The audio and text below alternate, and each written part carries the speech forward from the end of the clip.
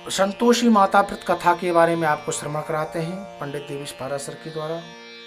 देखो, संतोषी माता की पूजा शुक्रवार के दिन ही की जाती है। संतोषी माता के व्रत करते समय हाथ में गुड़ व भुने हुए चने लिए जाते हैं। कथा समाप्त होने में हाथ का गुड़ चना गौ माता को खिला दिया जाता है।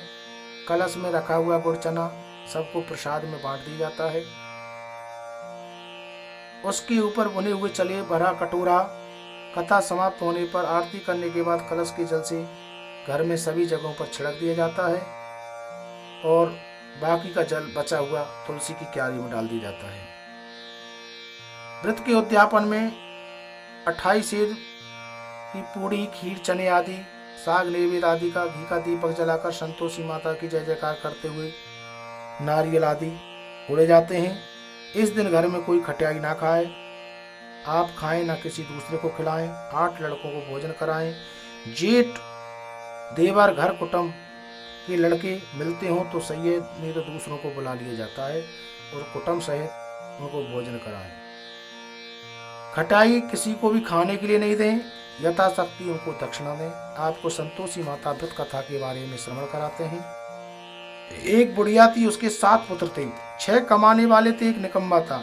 बुढ़िया माँ 6 पुत्रों को रसोई बनाती, भोजन कराती, पीसे से जो कुछ बचता 7वें को दे देती। 7वां पुत्र बहुत सीधा साधा था, मन में कुछ विचार ना करता था। एक दिन वह अपनी बहू से बोला, देखो मेरी माता का मुझ पर कितना प्रेम है।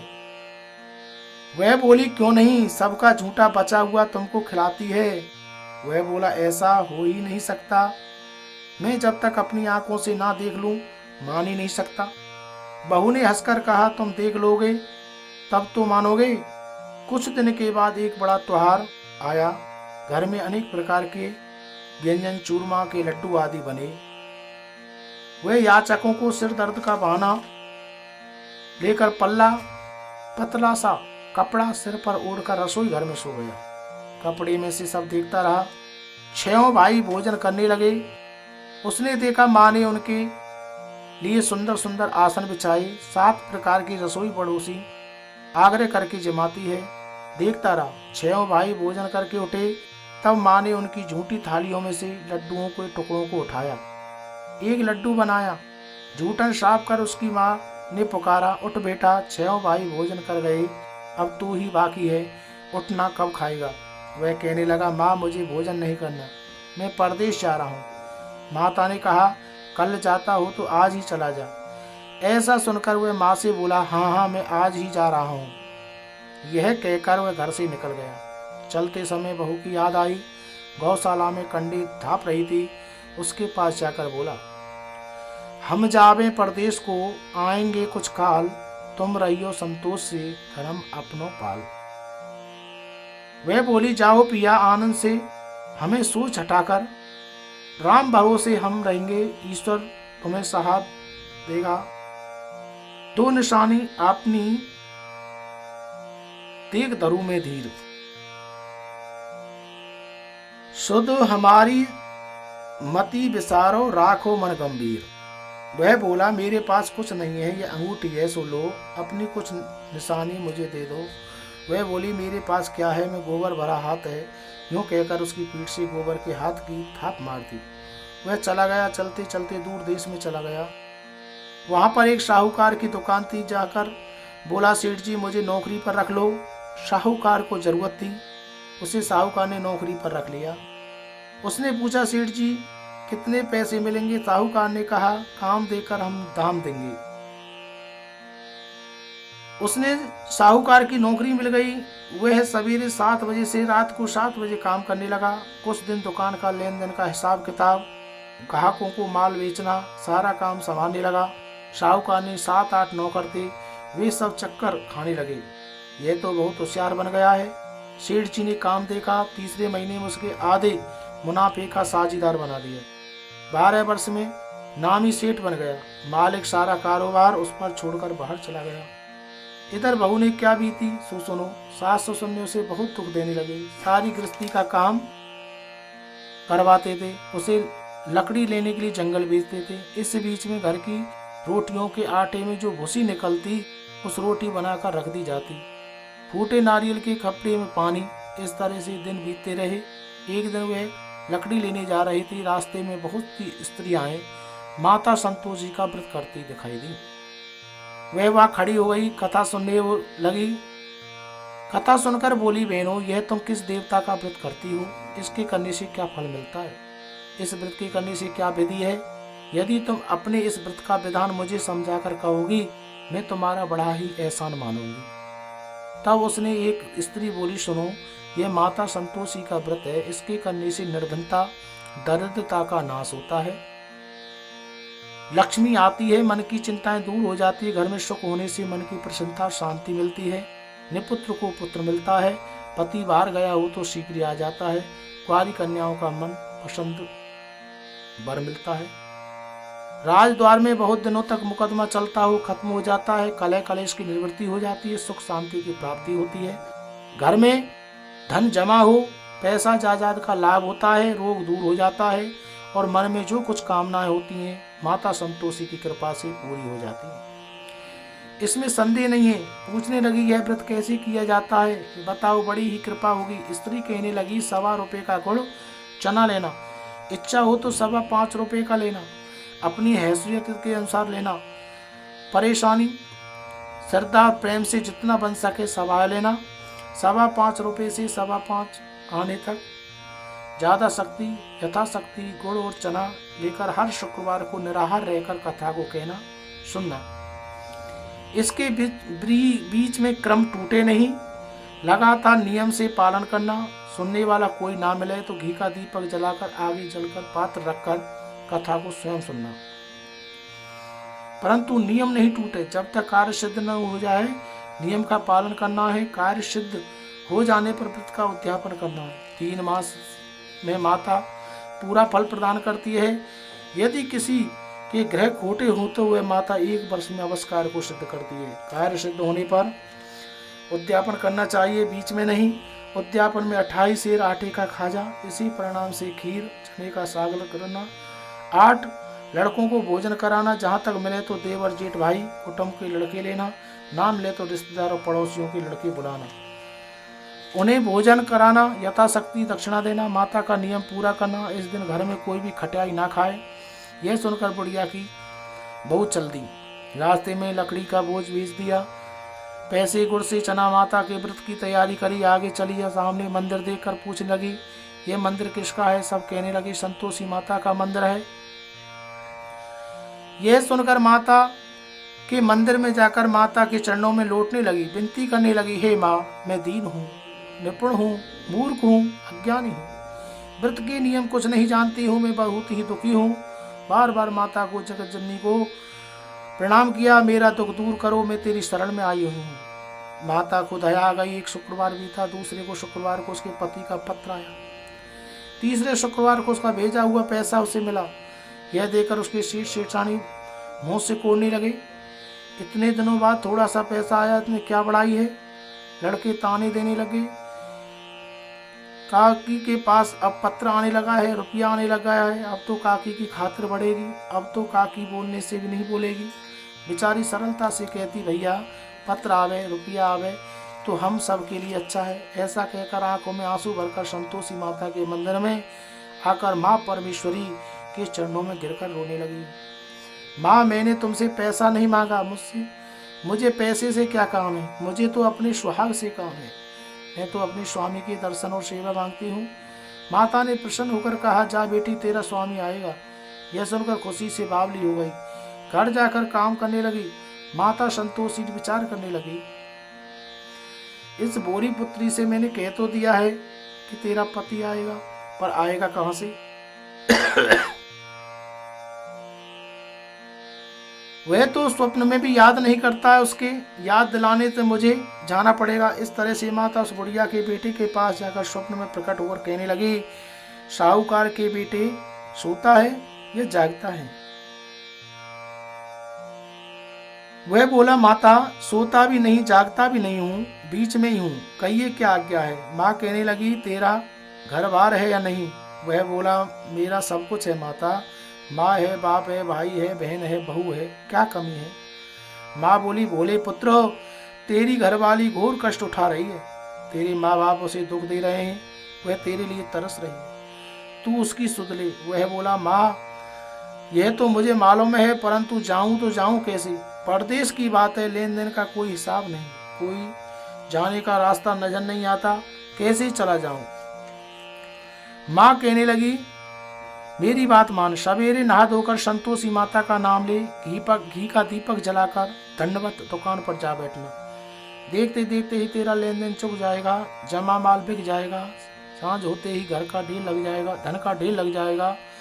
अब वह सवेरा बहुत ही जल्दी उठकर बंधुओं सहित अपने सपने की बात कही, उसकी बात अनसुनी कर मजाक उड़ाने लगे, कहीं सपने में भी सच्चे होते हैं। एक बूढ़ा बोला, देख भाई, तेरी बात मान, मेरी बात मान, इस तरह सांच और झूठ करने से बदले देवता जैसा कहा है वैसा ही करना, तेरा क्या जाता है। वह बूढ़े की बात मानकर नहा धोकर संतोषी माता को दंडवत किया, घी का दीपक जलाया, दुकान पर जा बैठा। थोड़ी देर में क्या देखता है, देने वाले रुपये लाए, लेने वाले हिसाब लेने लगे, कोटे में भरे सामानों की खरीदारी नगद दामों में सौदा करने लगे। शाम तक धन का ढेर लग गया। माता का चमत्कार देखकर प्रसन्न होकर मन में माता का नाम ले जाने के वास्ते कहना कपड़ा सामान खरीदने लगा। वहाँ के काम से निकट कर घर के रवाना हुआ। वहाँ बहू बेचारी जंगल में लकड़ी लेने जाती, लौटते वक्त माताजी के मंदिर में विश्राम करती। वह उसका रोज रुकने का स्थान था। दूर से धूल उड़ती देखकर माता से पूछती है, हे माता, यह धूल कैसी उड़ रही है। माँ कहती है, पुत्री, तेरा पति आ रहा है, अब तू ऐसा कर, लकड़ियों के 3 बोझ बना, एक नदी के किनारे रख, दूसरा मेरे मंदिर पर, तीसरा अपने सिर पर रख। तेरे पति की लकड़ी का गट्टा देकर मोह पैदा होगा, वहाँ रुकेगा, नाश्ता पानी बना खाकर माँ से मिलने जाएगा। तू लकड़ी का बोझ उठाकर जाना, बीच चौक में ही गड्ढा डालकर 3 आवाजें जोर से लगाना। तो सासू जी लकड़ियों का गट्ठा लो, भूसी की रोटी दो, नारियल के खोपड़े में पानी दो, आज कौन मेहमान आया है। माँ की बात सुनकर वे बहुत अच्छा माताजी यूँ कहकर प्रसन्न होकर मन से लकड़ियों को 3 गट्टे ले गई, एक नदी के तट पर, एक माता के मंदिर में। इतने में वह मुसाफिर आ पहुंचा। सूखी लकड़ी देखकर उसकी इच्छा हुई, अब यही निवास है, भोजन बना खाकर गांव जाऊंगा। इस प्रकार भोजन खाकर विश्राम करके गांव को गया। उसी समय बहू सिर पर लकड़ी का गट्ठा लिए आई, आंगन में डाल दिया, जोर से आवाज देती है, लो सासू जी, लकड़ी का गट्ठा लो, भूसी की रोटी दो, नारियल के खोपड़े में पानी दो, आज कौन मेहमान आया है। यह सुनकर उसकी सास अपने लिए कष्टों को बुलाने के लिए कहती है, बहू ऐसा क्यों कहती है, तेरा मालिक ही तो आया है।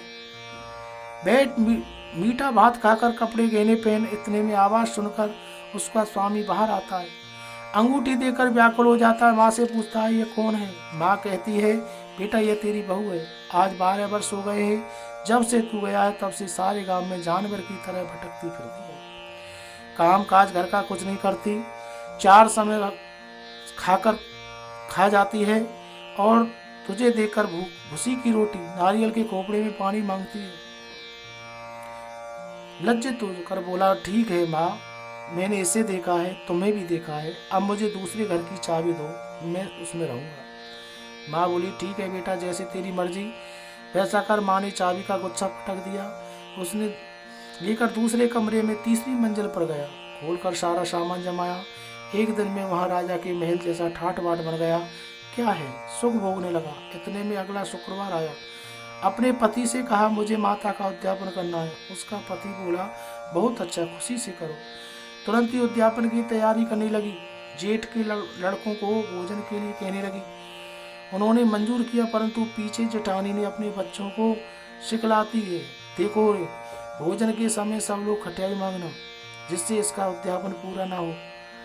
लड़के जीमने लगे, खीर पेट भर कर खाई, परंतु बाद याद आते ही कहने लगे, हमें कुछ खटाई खाने को दो, खीर खाना हमें आता नहीं। देकर अरुचित हुई, आश्चर्य में पड़ी। बहू कहने लगी, खटाई किसी को नहीं दी जाएगी, संतोषी माता का प्रसाद है। लड़के तुरंत उठ खड़े हुए, बोले, पैसा लाओ, बोली बहू को जानती नहीं थी, उन्होंने पैसे दे दिए। लड़के उसी समय जाकर इमली लाकर खाने लगे। यह देखकर बहू को माता की कोप हुआ। राजा ने दूत उसके पति को पकड़ कर ले गए। जेठ जेठानी मनमाने खोटे वचन कहने गए, लूट लूट कर धन इकट्ठा करके लाया है। राजा ने दूत उसे पकड़ कर ले गए, सब मालूम पड़ गया। जेल की हवा खाएगा। बहू की यह वचन सहन नहीं हुआ। रोती रोती माता के मंदिर में गई, कहने लगी माता तुमने यह क्या किया, हंसाकर क्यों रुलाया। माता बोली पुत्री तूने उद्यापन करके मेरा व्रत भंग किया है, इतनी जल्दी सब बातें भुला दी। कहने लगी माता भूली तो नहीं हूँ, ना कुछ अपराध किया है, मुझे तो लड़कों ने भूल में डाल दिया, मैंने भूल से उन्हें पैसे दे दिए, मुझे क्षमा कर दो। माँ बोली ऐसी भी कहीं भूल होती है। वह बोली माँ मुझे माफ कर दो, मैं तुम्हारा उद्यापन करूंगी। माँ बोली अब भूल मत करना। वह बोली अच्छा माँ अब भूल नहीं होगी, बताओ कैसे आवेंगी। माँ बोली पुत्री जा तेरा मालिक तुझे रास्ते में ही आता मिलेगा। वह घर को चली। रास्ते में पति आता मिला। उसने पूछा तुम कहाँ गए थे। कहने लगे इतना धन जो कमाया उसका टैक्स राजा ने मांगा था, भरने गया था। प्रसन्न होकर बोली भला हुआ, अब घर चलो। कुछ दिन के बाद शुक्रवार आया। वह बोली मुझे माता का उद्यापन करना है। पति ने कहा करो। वह फिर जेठ के लड़कों से भोजन को कहने लगी। जेठानी ने एक दो बातें सुनाई। लड़कों ने सिखा दिया तुम पहले को खटाई मांगना। लड़के गए, खाने से पहले ही कहने लगे मैं खीर खाना नहीं आता, जी बिगड़ता है, कुछ खटाई खाने को दो। बहू बोली खटाई खाने को नहीं मिलेगी, खाना हो तो खाओ। यूँ कहकर ब्राह्मणों के लड़कों को लाकर भोजन कराने लगी। यथाशक्ति दक्षिणा जी एक एक फल दिया। संतोषी माता प्रसन्न हुई। माता की कृपा होते ही 9वें मास उसकी चंद्रमा के समान सुंदर पुत्र प्राप्त हुआ। पुत्र को लेकर प्रतिदिन माता की जी के मंदिर में जाने लगी। माँ ने सोचा यह रोज आती है, आज क्यों ना मैं ही इसके घर चलूं, इसका आसरा देखूं तो सही है। विचार कर माता ने भयानक रूप बनाया। गोल और चने से सना हुआ मुंह, ऊपर से सूंड के समान हो, मक्खियाँ भिनभिनाती हुई। दहलीज पर पाम रखते ही उसकी सास चिल्लाई देखो ये कौन चुड़ैल टाकरी चली आ रही है। लड़के ने उन्हें भगाओ नहीं तो किसी को खा जाएगी। लड़के डरने लगे, चिल्लाने, खिड़की बंद करके कहने लगे। बहू रोशनदान से ही देख रही थी, प्रशंसा से पगली होकर चिल्लाने लगी आज मेरी माता जी मेरे घर आई है। यूँ कहकर सच्चे बच्चे को दूध पिलाते से हटाती है। इतने में सास का क्रोध फूट पड़ा। बोली राण इसे देखकर कैसे उतावली हुई है जो बच्चे को पटक दिया। इतने माँ के प्रताप से जहाँ देखो वहाँ लड़के लड़के नजर आने लगे। बहू बोली माँ जी मैं जिनका व्रत करती हूँ ये वही संतोषी माता है। इतना कहकर जड़ से सारे घर के किवाड़ खोल दिए। सबने माता के चरण पकड़ लिए, विनती करके कहने लगे माता हम मूर्ख हैं, अज्ञानी हैं, तुम्हारे व्रत की विधान को नहीं जानते हैं, तुम्हारा व्रत भंग करके हमें बड़ा ही अपराध किया है।